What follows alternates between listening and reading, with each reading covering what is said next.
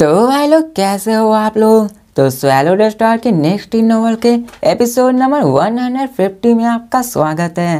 तो चलिए शुरू करते हैं, लेकिन इससे पहले अगर आपने मेरे चैनल को सब्सक्राइब नहीं किया तो सब्सक्राइब करके बेल आइकन दबाना ना भूलें। तो जैसा कि हमने पिछले एपिसोड में देखा कि लू फेंग और ब्रोलिन दोनों ट्रेजर्स को एक्सचेंज करने के लिए निकल जाते हैं। तो चलो देखते हैं कि आखिर वहां पे क्या होने वाला है। और अब फिर हमें उसी एंशिएंट कासल का सीन दिखाया जाता है जहाँ पे ब्रोलिन इंटर करता है, लेकिन उससे पहले लू फेंग ऑलरेडी वहां के इंटर हो चुका था और वो अभी एआई के कैसल में इंटर था और वहां पे बहुत ही ज्यादा कोल्ड था। और अब फिर हमें उस एंशिएंट रूम का सीन दिखाया जाता है जहाँ पे एक डिम लाइट पूरे रूम में होता है और वहाँ पे कई सारे स्कार्स भी लगे हुए होते हैं और वहाँ पे ग्रीनिश ब्लैक टाइप स्लैब भी लगा हुआ था। अब तभी वहाँ पे एक सीरियस वॉइस आती है जो कहती है कि आखिर तुम क्या एक्सचेंज करना चाहते हो। अब वो पूरा रूम साइलेंट था और लू फेंग वहाँ के चारों तरफ सर्वे करता है और देखता है कि वहाँ पे कोई नहीं है। और तभी लू फेंग भी कहता है कि ऑफ कोर्स मैं यहाँ पे ट्रेजर्स को एक्सचेंज करने आया हूँ। तो वहाँ पे फिर से वो ओल्ड मैन कहता है कि क्या तुम्हारे पास थंडर स्टॉर्म मौजूद है। अब वो ऐसा इसलिए कह रहा था क्योंकि कुछ दिनों से पहले ही यहाँ पे कोई भी बिना थंडर स्टॉर्म के आ जा रहा होता है और यहाँ पे वो बस टाइम वेस्ट कर रहा होता है। तो लू फेंग उसका जवाब देते हुए कहता है कि हाँ मैं लाया हूँ और वो लू फेंग अपने स्टोन्स को दिखाता है। तो ये सुनकर वो कहता है कि बहुत अच्छे। और फिर तभी वो बाहर आता है और हमें उस एआई को दिखाया जाता है जो कि मोटा होता है और थोड़ा सा छोटा होता है और वो भी लिविंग एआई की तरह होता है, सेम टू सेम बबाता के जैसे ही जैसे उसे यूनमो प्लैनेट के शिप पे मिली होती है। अब यहाँ पे व्हाइट बियर्ड मैन कहता है कि ये बहुत ही ज़्यादा रेयर है कि कोई यहाँ पे आया है एक्सचेंज करने और लू फेंग की तरफ हंसते हुए देखता है। तो लू फेंग बड़े ही रिस्पेक्ट के साथ कहता है कि आप कैसे हैं और मैं आपको कैसे रिस्पेक्ट दे सकता हूँ। तो वो कहते हैं कि छोटे बच्चे तो मुझे लॉर्ड वू कह सकते हो। और हमें उस व्हाइट बियर्ड ओल्ड मैन को दिखाया जाता है जिसके चारों तरफ एक लाइट बनी हुई होती है ऑरा की जैसे ही। अब ये सुनकर लू फेंग शॉक हो जाता है और कहता है कि ये तो बहुत ही ज़्यादा अजीब नेम है। तो लू फेंग फिर कहता है कि लॉर्ड वू मैं यहाँ पे ट्रेजर्स को एक्सचेंज करने आया हूँ। तो व्हाइट बियर्ड मैन कहता है कि क्या तुम मेरे साथ बात नहीं करना चाहते हो, इतनी जल्दबाजी भी क्यों है। अब लू फेंग कुछ कहता है लेकिन तभी वो कहता है कि अगर तुम इतने ही जल्दबाजी में हो तो चलो एक्सचेंज करते हैं। और यहाँ पे वो पूछते हैं कि आखिर तुम क्या एक्सचेंज करना चाहते हो। तो लू फेंग कहता है कि मैं यहाँ पे level 5 genetic weapon ice soul blade और level 5 spirit weapon pressure void cauldron को एक्सचेंज करना चाहता हूँ। तो ये सुनकर वो ओल्ड मैन भी शॉक हो जाता है। अब यहाँ पे लू फेंग फिर से बोलता है कि तीसरा मुझे एक लाइफ फ्रूट चाहिए, बस इतना ही। अब ये सुनकर वो ओल्ड मैन शॉक हो जाता है और कहता है कि बस 3 ही। अब यहाँ पे level 5 genetic energy weapon ice soul blade 1,30,000 thunderstorm की थी। वहीं पे अगर बात करें level 5 spirit weapon pressure void cauldron तो उसकी रिक्वायरमेंट्स 1,80,000 थंडर स्टॉर्म थी। वहीं पे अगर बात करें एक लाइफ फ्रूट की तो उसके लिए कम से कम 8 लाख थंडर स्टॉर्म चाहिए था। और यहाँ पे 10 किलोमीटर एरिया के हिसाब से यहाँ पे इतना पोजीशन नहीं था कि बिना आर्मी के उसे खोजा जा सके। और यहाँ पे वो कहते हैं कि आखिर तुम्हें इतना सारा थंडर स्टॉर्म कैसे मिला। तो लू फेंग स्माइल करता है लेकिन लू फेंग सिर्फ स्माइल करके ही रह जाता है। और फिर इसके बाद लू फेंग कहता है कि लॉर्ड वू क्या आपको ऐसी बातें पूछना चाहिए। तो व्हाइट बियर्ड ओल्ड मैन कहते हैं कि मैं तो बस ऐसे ही मजाक से पूछ रहा था और तुम्हें वो 3 ट्रेजर्स चाहिए तो चलो कोई प्रॉब्लम नहीं है। अब यहाँ पे लू फेंग बबाता के बनाए हुए प्लान से ही चल रहा होता है और फिर वो अंदर जाता है और वहाँ का रूम पूरी तरह से साइलेंट हो जाता है। और तभी व्हाइट ओल्ड बियर्ड मैन वहाँ पे आता है और वो कहता है कि इन तीनों ट्रेजर्स का सम 1.11 मिलियन थंडर स्टॉर्म हो चुका है। तो लू फेंग अपने हाथ में से एक नॉर्मल स्पेस रिंग निकालता है जो कि उसने कई सारे स्पेस रिंग उन सबको मारने पे मिले होते हैं और वो लॉर्ड वू को दे देता है। अब यहाँ पे वो स्माइल करता है और कहता है कि बहुत कूल। अब यहाँ पे वो उन सबको रख लेता है और फिर वो ओल्ड मैन लू फेंग को उस level 5 genetic energy weapon ice soul blade को देता है। अब वो जैसे ही आता है वहाँ का टेम्परेचर बहुत ही ज़्यादा गिर जाता है और चारों तरफ ठंड पड़ने लगती है और लू फेंग का भी ऐसा लगता है कि उसका सोल कट चुका है। अब यहाँ पे वो बहुत ही ज़्यादा ठंडी थी इसलिए, और अब फिर वहाँ पे वो level 5 space weapon pressure void cauldron को लाता है, जहाँ पे वो प्योर पर्पल का बना हुआ होता है और उसके ऊपर कॉपर कास्ट हुआ होता है और वो 30 सेंटीमीटर का ही होता है। लू फेंग के पास था, लेकिन लू फेंग को उससे बहुत ज़्यादा प्रेशर महसूस हो रहा था। और अब फिर उस प्रेशर वॉइड कॉल्ड्रम को दिखाया जाता है जिसपे बहुत सारे कॉम्प्लेक्स इनकार्विंग्स किए हुए थे, गोल्डन हॉर्न बीस्ट के बॉडी से भी ज़्यादा चित्र बने हुए थे। अब यहाँ पे लू फेंग उसको रख लेता है क्योंकि लू फेंग को उनसे बहुत ज़्यादा प्रेशर महसूस हो रहा था। और बवाता भी उसे कहती है कि इतना घुरो मत, ये सारे वेपन सेक्टर लॉर्ड के लिए बनाए हुए हैं और ये सेक्टर लॉर्ड ही बंदे पूरी तरह से यूटिलाइज कर सकते हैं, तुम इसके सामने कुछ नहीं हो। अब इसके बाद लू फेंग उन सबको रख लेता है और वो ओल्ड मैन भी कहता है कि छोटे बच्चे, ये जो मैंने तुम्हें 2 वेपन दिया है वो असल में एक सेक्टर लॉर्ड के बंदे हैं और इन सब में प्योर मिस्टिक लाइफ एनर्जी भरी हुई है। और अब बात करें उस स्पेशल फ्लूट की तो उसमें यूनिवर्सल एनर्जी भरी हुई है और ये बहुत ही ज़्यादा मिस्टीरियस है। और वो फिर ओल्ड मैन एक बॉक्स देता है जिसमें कि लाइफ फ्रूट भरा हुआ था और यहाँ पे लू फेंग उस बॉक्स को ले लेता है जिसमें एक क्रिस्टल में कंडेंस हुआ वो वास्ट यूनिवर्स का एनर्जी उस लाइफ फ्रूट में जमा हुआ था। और फिर लू फेंग उस बॉक्स को ले लेता है और अपनी सांसें थाम लेता है और फिर बॉक्स को ओपन करता है और फिर हमें उसी साइलेंट एंशिएंट रूम को दिखाया जाता है जहाँ पे लू फेंग उस बॉक्स को ओपन करता है और तभी उसमें से फ्लैश निकलता है और वहाँ पे कई सारे जगह में फैल जाता है। अब यहाँ पे वो फ्रूट बहुत ज़्यादा ग्लोइंग हो रहा होता है और वो चारों तरफ फैल रहा होता है और उसका अरोमा पूरे रूम में फैल जाता है और उस पूरे रूम में लाइफ एनर्जी फैली हुई होती है। अब यहाँ पे लू फेंग जैसे ही उसको देखता है उसमें ऐसा महसूस होता है कि वो लेवल अप हो चुका है और वो बहुत ज़्यादा फ्रेश महसूस कर रहा होता है।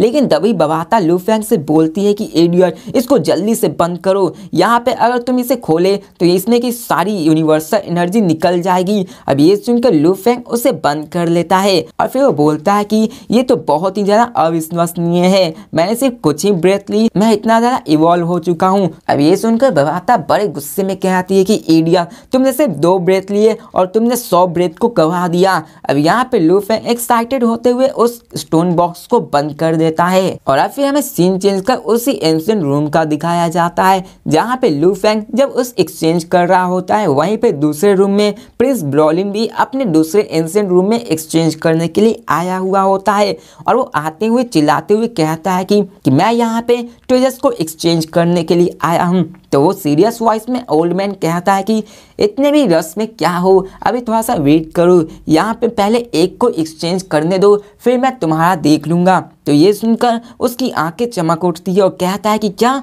यहाँ पे एक और बंदा है जो कि एक्सचेंज करने आया है। और ये सुनकर वो फिर यूनिवर्सल नेटवर्क में जाता है जहाँ पे वो अपने बंदे को बताता है कि यहाँ पर एक ऐसा बंदा है जिसने यहाँ पर एक्सचेंज किया है, तो तुम सब बंदों पे नज़र रखना, किसी को भी जाने मत देना। अब यहाँ पे वो बंदा इस ऑर्डर को सुन लेता है और यहाँ पे वो सबको ऑर्डर देता है कि किसी को भी यहाँ से जाने मत देना और सबकी तलाशी लेना। और वो उसका हुलिया बताता है कि वो एक हेलमेट पहने हुए है और उस पे गोल्ड आर्मर भी है। और यहाँ पे ये सुनकर गार्ड भी शॉक होता है कि यहाँ पे आके कौन ऐसा बंदा है जो कि यहाँ के ट्रेजर्स को एक्सचेंज करने आया है। और फिर ब्रॉलिन कहता है कि मैं तुम्हें उस पर नजर करने के लिए कह रहा हूँ और जब तुम्हें वो मिले तो उसे मारकर उस ट्रेजर्स को ले लेना। अब इसके बाद वो निकल जाता है और अब फिर हमें दुनिया के अंदर की दुनिया का सीन दिखाया जाता है जहाँ पे वो white bear old man smile करता है और वो कहता है कि आखिर तुम क्या एक्सचेंज करना चाहते हो। तो ब्रॉलिन कहता है कि मैं यहाँ पर inheritance crystal ball first account password को इनहेरिटेंस करने आया हूँ। तो ये सुनकर वो शॉक हो जाता है और इसके बाद हमें सीन चेंज कर ये बताया जाता है कि जब ब्रॉलिन एक्सचेंज कर रहा था तभी लू फेंग उस कैसल से बाहर निकलता है और जब वो जैसे ही बाहर निकलता है वहाँ पे 2 लाख एलाइड आर्मी उस थंडर कैसल को सराउंडेड किए हुए होते हैं और वहाँ पे एटलीस्ट 10,000 लोग लू फेंग को ही देख रहे होते हैं। उन्हें लू फेंग पे शक भी हो रहा था कि शायद यही वो बंदा हो सकता है और वहाँ पे उनका कैप्टन कहता है कि यही वो बंदा है जिसने मैजेस्टी के बारे में बात की थी, इस पे नजर बनाए रखना। और यहाँ पे वो 10,000 लोग लू फेंग पे ही नजर बनाए हुए होते हैं और यहाँ पे सभी अपने जेनेटिक एनर्जी से एक दूसरे से बात कर रहे होते हैं ताकि लू फेंग को इसके बारे में पता न चले। अब लू फेंग वहीं के भीड़ में मिक्स हो जाता है जिसके कारण वो फिर अपने दोस्तों से मिलता है और होंग, थंडरगॉड और टियाना और होगो उन सब से मिलके उन सब से बात करने लगता है। और वहाँ पे उसने एक स्पीड बैरियर बनाया था जिसके कारण वहाँ का बात कोई नहीं सुन सकता था। अब यहाँ पे होंग और थंडरगॉड लू फैंग की ओर देखते हुए कहते हैं कि आखिर कैसा चला। तो लू फैंग कहता है कि सब कुछ प्लान के मुताबिक ही चल रहा है। मैंने प्लान के मुताबिक एक लाइफ फ्रूट और 2 लेवल 5 स्पेड वेपन ले लिया है। अब यहाँ पे थंडरगॉड भी कहते हैं कि बहुत अच्छा, एक लाइफ फ्रूट हमारे क्लाउड कॉन्टैक्ट वाइन को बहुत ग्रो करा सकता है और जब तक हमें कोई बड़ी टीम नहीं मिलती है तब तक हमें कुछ नहीं होगा। और यहाँ पे होंग भी कहता है कि हाँ तुमने सही कहा, लेकिन फिर वो लू फैंग से कहता है कि थर्ड ब्रदर तुम अपने बात को भूलना मत। जब तुम्हारी क्लाउड कॉन्टैक्ट वाइन इवॉल्व हो जाएगी और तुम्हारे पास और भी ज्यादा थंडर स्टॉर्म हो गए तो एक लाइफ एनर्जी मेरे लिए भी ले आना, मेरी भी क्लाउड कॉन्टैक्ट वाइन को ग्रो कराना है।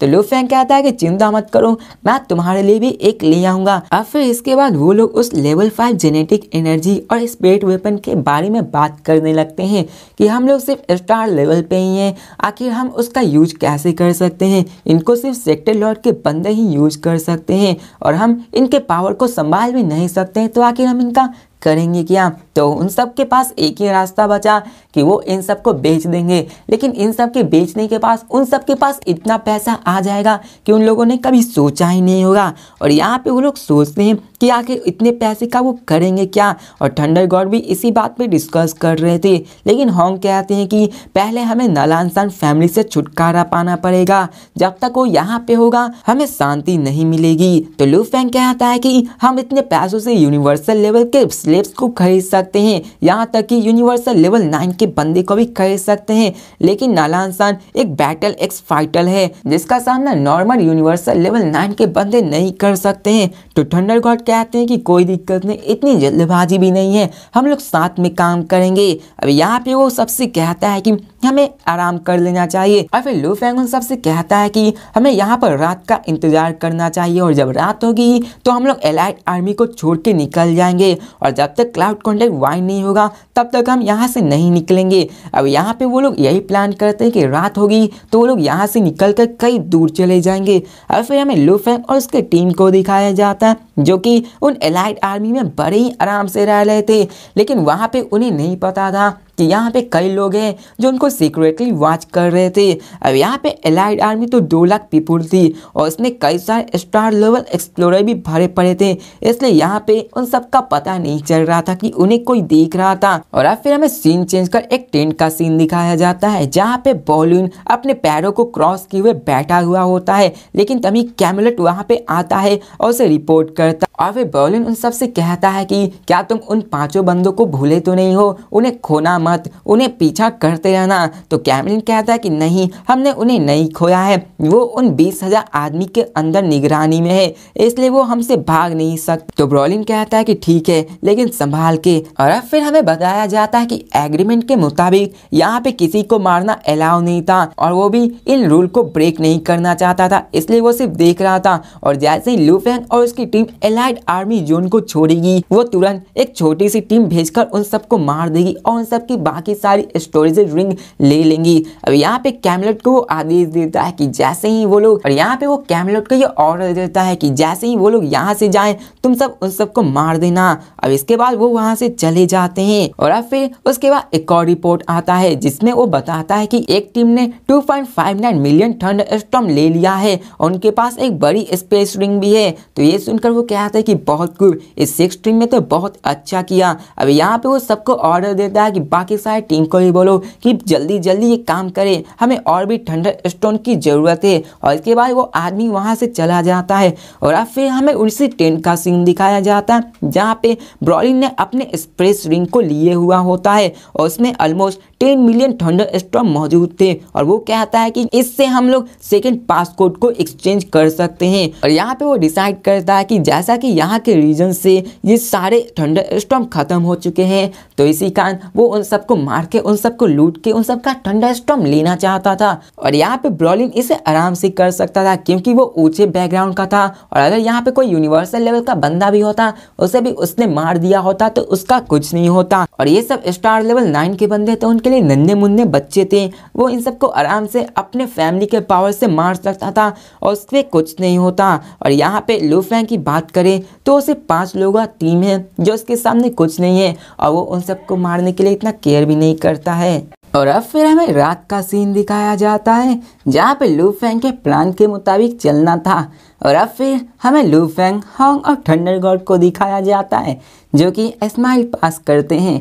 लू फेंग कहता है कि चलो अब हमें चलना चाहिए और वो 5 लोग खड़े होते हैं और उस आर्मी के एरिया से निकल जाते हैं। और यहाँ पे उन सब के लिए सबसे बड़ी डिफ़िकल्ट चीज़ थी उनकी आइडेंटिफिकेशन, जहाँ पे उनके कारण उन्हें पहचाना जा सकता था। अब वो लोग वहाँ से निकलने लगते हैं और तभी वहाँ पे जो उनको फॉलो कर रहे होते हैं उनमें से एक बंदा अपने कैप्टन को रिपोर्ट कर देता है कि वो 5 वहाँ से निकल रहे हैं। अब ये सुनकर उनके कैप्टन सबको फॉलो करने के लिए कहते हैं और वो उन सबको फॉलो करने लगते हैं। अब यहाँ पे 9 प्रिंस के छोटे से टीम बनाए होते हैं जो कि यहाँ पर उनको फॉलो कर रहे होते हैं। और 9 प्रिंस लगभग 2,20,000 पीपल को कंट्रोल कर रहे थे, जिनमें कि 7 टीम्स थी और उनमें हर एक टीम में 30,000 लोग थे। और यहाँ तक कि उनके छोटे टीम की बात करें तो वहाँ उनके छोटे टीम में भी लगभग 1,000 लोग भरे हुए थे। और यहाँ पे अभी लू फेंग के पीछे जो टीम पड़ी थी उसमें भी टोटल 1,000 आदमी थे, जिनमें स्टार लेवल 9 के पन्ने भरे हुए थे। और अब फिर हमें रात का सीन दिखाया जाता है जहाँ पे लू फेंग अपने बेस से और ज़्यादा दूर जा रहा होता है और तभी उनके पीछे भी वो 1,000 मैन उन सब के पीछे पड़े हुए थे। और वहाँ पे उनका कैप्टन उन सब से कहता है कि कोई भी जल्दबाजी नहीं करेगा, जब तक कि वो एलाइड आर्मी बेस में है तब तक हम उनका कुछ नहीं कर सकते हैं, लेकिन जब वो यहाँ से निकल जाएंगे और अपने एलाइड आर्मी बेस से निकल जाएंगे तो हम लोग उन सबको मार देंगे। अब यहाँ पे कैप्टन ही उन सबको ऑर्डर दे रहा था। और अब फिर हमें लू फेंग को दिखाया जाता है जो कि मिड एयर में होते हैं और वहाँ पे थंडर गॉड कहते हैं कि कितना मज़ा आ रहा है और वो लोग अभी एंजॉय कर रहे होते हैं। और यहाँ पे होंग भी कहते हैं कि हमें अभी लगा था कि हम यहाँ आएंगे तो हम सबके पास परेशानी खड़ी हो सकती है, लेकिन हमें नहीं लगा था कि इतनी आसानी से ये सब हो जाएगा। लेकिन तभी लू फेंग भी कहता है कि हाँ, मैं क्लाउड कॉन्टैक्ट के इवोल्यूशन के बाद मैं और भी ज़्यादा इंजॉय कर पाऊंगा। लेकिन अभी उन सबको यही नहीं पता था कि उन सब के पीछे 1,000 लोग पड़े हुए हैं। वो लोग बड़े ही आराम से मज़े में जा रहे होते हैं, लेकिन तभी लू फेंग के पास कम्युनिकेशन आता है जो कि बबाता की वॉइस होती है और वो कहती है कि लू फेंग, एक टीम तुम्हारे पीछे फॉलो कर रही है। अब ये सुनकर थंडर गॉड भी शॉक हो जाते हैं और वो कहते हैं क्या वो एक है, लेकिन तभी होंग कहते हैं कि क्या वो लोग हमारे ही पीछे पड़े हुए हैं। अब ये सब देखकर लू फेंग उन सबको कहता है कि हमें अपनी स्पीड बढ़ानी होगी और वहां से वो लोग मुड़ जाते हैं। और फिर तियाना है और आगू अपने मास्टर के फॉलो कमांड मानते हैं और वो लोग अपने आप के डायरेक्शन को चेंज करके किसी और की तरफ निकल जाते हैं। अब हमें उन्हीं 1,000 लोगों के टीम को दिखाया जाता है जहाँ पे एक बंदा अपने कैप्टन से कहता है कि कैप्टन, वो लोग यहाँ से भागने की कोशिश कर रहे हैं। तो कैप्टन उन सबको कहता है कि उन सबको पकड़ो, उन सबको जितनी जल्दी हो सके उन सबको मारना है। और इसके बाद वो लोग उसके पीछे चढ़ पड़ते हैं। और फिर हमें सीन चेंज कर उसी रात का सीन दिखाया जाता है जहाँ पे वो सारे स्टार लेवल 9 के एक्सप्लोरर अपने ब्लैक और आर्मर में पहने हुए होते हैं और वो सब अभी लू फेंग के पूरे पागलों की तरह पीछा कर रहे होते हैं। अब यहाँ पे वो सारे स्टार लेवल 9 के स्पीड रीडर थे जो कि अपने स्पीड वेपन पे थे, जो कि लू फेंग और उसके ग्रुप से कई गुना ज़्यादा फास्ट है। और यहाँ पे लू फेंग के ग्रुप में सिर्फ एक ही स्टार लेवल 9 का स्पीड रीडर था, वो भी ऑगो, जिसने अपने हाथ में होंग और थंडर गॉड को उठाए हुए था। अब यहाँ पे इसी के कारण उन सब की स्पीड स्लो हो गई थी और थंडर गॉड के एक्सप्रेशन चेंज हो जाते हैं और वो कहते हैं कि ये अच्छा नहीं है, वो लोग हमें पकड़ लेंगे। और ऑगो के फेस भी डर से भर जाता और कहता है कि मास्टर जल्दी से भागिए। अब यहाँ पे उनका मेन मकसद था कि लू फेंग को बचाना, क्योंकि उन दोनों स्लेव्स के लू फेंग ही ज़्यादा इंपॉर्टेंट थे। अब लू फेंग भी उन सबको देखता है जहाँ पे वो लोग 1 किलोमीटर के अंदर ही उन सबको पकड़ लेने वाले थे और थंडर गॉड के भी एक्सप्रेशन चेंज हो जाते हैं। और यहाँ पे तियानन है और आगो भी, जो दोनों स्टार लेवल 9 के स्लेव्स थे, वो सब भी परेशान थे। और यहाँ पे लू फेंग कहता है कि वहाँ पे पीछे 1,000 स्टार लेवल 9 के एक्सप्लोरर पड़े हुए हैं और वो हम सब के बहुत ही जल्द नज़दीक आने वाले हैं। लेकिन तभी आगो और तियानन लू फेंग की तरफ देखते हुए कहते हैं कि मास्टर, और लू फेंग भी अभी परेशानी में था। अब यहाँ तो लू फेंग ने वर्ल्ड ऑफ थंडर में आने के बाद कई टीमों से सामना किया, लेकिन वहाँ पे उन सब की नंबर कम थी। लेकिन यहाँ पर पूरे 1000 आदमी जो कि स्टार लेवल 9 के आर्मी थे, वो सारे एक साथ उन सब के पीछे पकड़ चुके थे और यहाँ पे उन सब का बचना लगभग नामुमकिन था। और यहाँ पे लू फेंग कहता है कि ये सब बेकार है और वो सोचता है कि क्या मुझे गोल्डन हॉर्न बेस्ट की बॉडी को यूज करना चाहिए। तो भाई लोग, इसी के साथ ये वीडियो भी खत्म होती है। तो मिलते हैं नेक्स्ट वीडियो में और देखते हैं कि क्या लू फेंग उस गोल्डन हॉर्न बेस्ट की बॉडी को यूज करता है या फिर नहीं, या फिर लू फेंग के पास कोई और मास्टरमाइंड प्लान होने वाला है, या फिर लू फेंग उन सब से लड़ने वाला है। जानते हैं नेक्स्ट वीडियो में। तब तक के लिए बाय।